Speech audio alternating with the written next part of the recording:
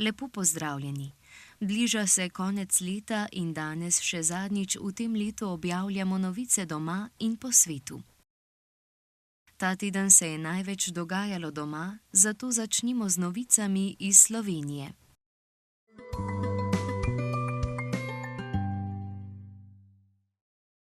V SDS in NSI so vložili zahtevo za razrešitev predsednice Državnega zbora Urške Klakočar Zupančič. Očitali so ji kršenje poslovnika DZ, ustave, zakonov in neprimerno vedenje.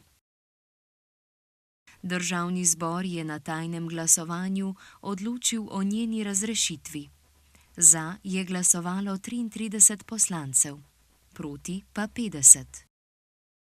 Urška Klakočar Zupančič tako s trdno podporo koalicije ostaja na položaju. Ostajam s pokončno hrbtenico, je dejala po glasovanju.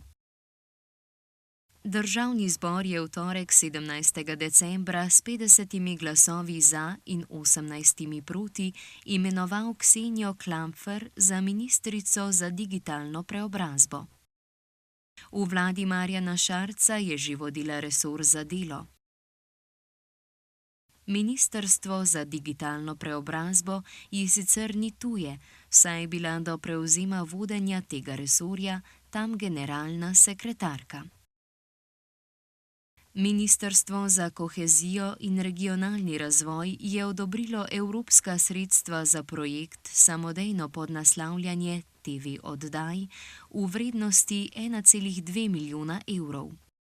Evropski sklad za regionalni razvoj bo prispeval dobro polovico vseh sredstev oziroma 630 tisoč evrov. V tem okviru bo RTV Slovenija uvedla samodejno podnaslavljanje oddaj na različnih multimedijskih platformah in preko televizijskega signala. V sredo je minilo leto dni od napovedi stavke sindikata zdravnikov Fides, ki traja od 15. januarja. Po besedah predsednika Damjana Pouha stavka traja tako dolgo, ker odločevalci niso izboljšali delovnih pogojev. Pogovori z vlado niso bili konstruktivni in niso rešili strokovnih zahtev. V Fidesu so kritični tudi do predloga spremembe zakona o zdravstveni dejavnosti, saj niso sodelovali pri njegovi pripravi. V ponedeljek 16. decembra se je začela preventivna akcija za preprečevanje vožnje pod vplivom alkohola, drog in drugih psihoaktivnih snovi v prometu. Policisti bodo do konca letošnjega leta pri voznikih preverjali vsebnost alkohola v izdihanem zraku in izvedli preizkuse s sredstvi za hitro ugotavljanje prisotnosti drog v organizmu. Svetujejo, naj si vozniki kljub prazničnemu vzdušju izberejo alternativne prevoze, kot so javni prevoz, taksi vozila ali da jih pridejo iskat svojci, prijatelji. Strokovna komisija se je za izbor besede leta sestala v torek 17. decembra. V ZRC SAZU in izmed več kot 300 besed izbrala 10 finalistk za besedo leta. Dodali so še delovno besedo leta. Besede finalistke so bojler, brutalno, dvoživka, genocid, hibridno delo, kajtanje, komisarka, odklop, omrežnina, učitelji, zet.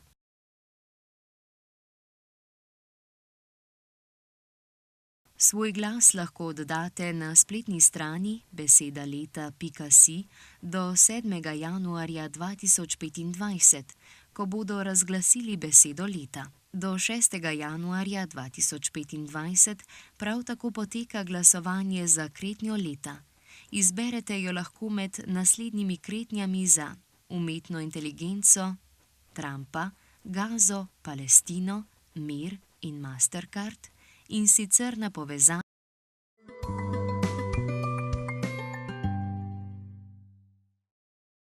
Južnokorejski poslanci so glasovali za odstavitev predsednika Jun Suk Jola zaradi njegove nedavne razglasitve vojnega stanja v državi.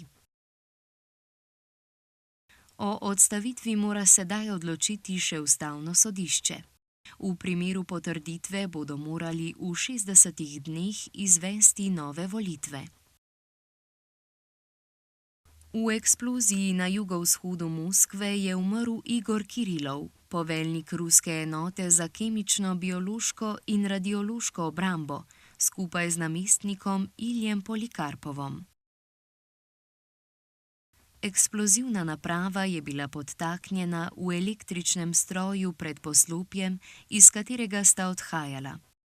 Kirilov je bil na položaju od leta 2017 in je bil oktobra lani uvrščen na britanski seznam sankcioniranih oseb zaradi domnevne uporabe kemičnega orožja v Ukrajini in širjenja dezinformacij Kremlja.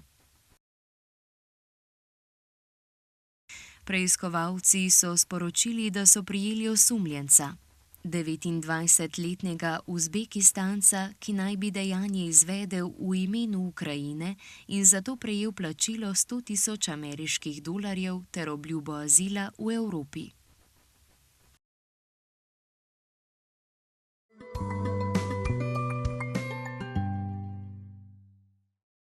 Znani so izvajalci, ki se bodo predstavili na tekmovanju EMA 2025.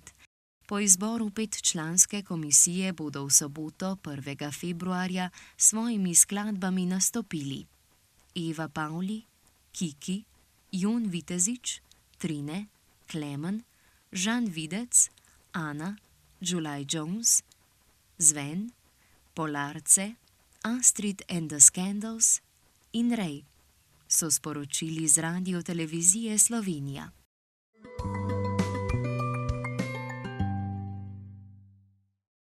V Washingtonu se je zaključilo svetovno prvenstvo gluhih v košarki 3x3. Slovenijo sta zastopali dve ekipi. Za Slovenijo 1 so igrali Saša Lukić, Miha Zupan, Jaka Markovič in Jan Orešnik, ki so osvojili 8. mesto. Slovenija 2, v kateri so bili Lazar Tanasijevič, Andraž Andrejc, Matic Makuc in Max Podgoršek, je zasedla 12. mesto. Naslov svetovnih prvakov so osvojili Ukrajinci 1, ki so v finalu premagali Poljsko z 22-10.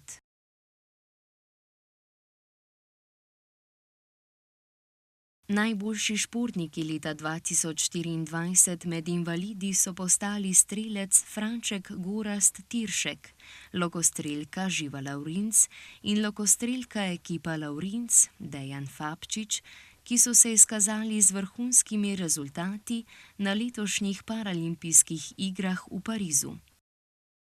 Poleg glavnih nagrad so podelili še vrsto priznanj za športne dosežke, med katerimi so pomembno mesto zasedli tudi gluhi športniki.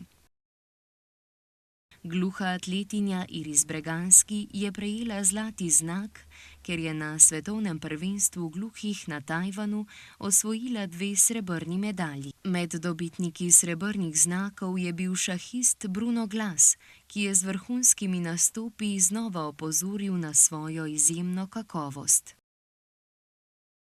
Priznanja za obetavno mlado športnico je prejela 16-letna gluha atletinja Izabela Mort.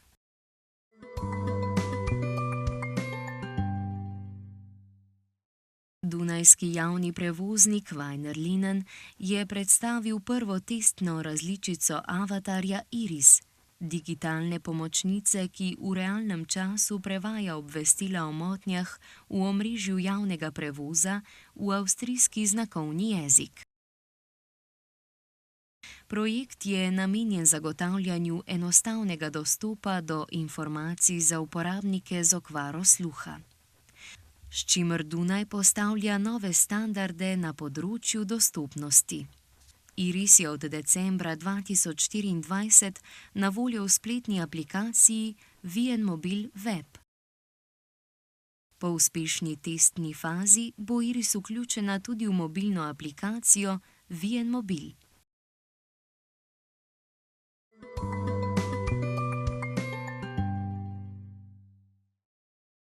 Jutri bo pretežno jasno, po nekaterih kotlinah bo možna megla.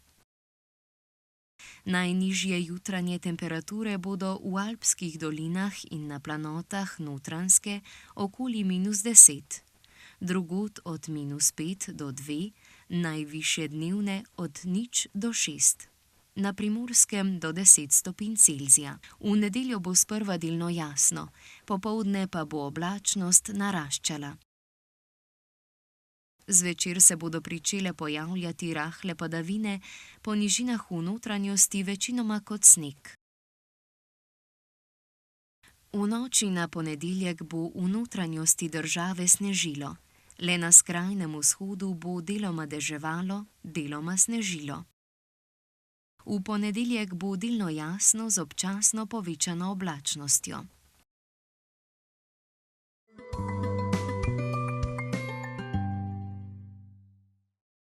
Kretnja tedna je omrežnina. Kritamo jo takole. Omrežnina je plačilo za uporabo elektroenergetskega omrežja. Zdaj smo pri koncu oddaje. Z vami bomo ponovno 10. januarja naslednje leto. Ekipa spletne televizije vam želi lepe in mirne praznike ter sreče, zdravja in veliko optimizma v novem letu 2025. Nasvidenje.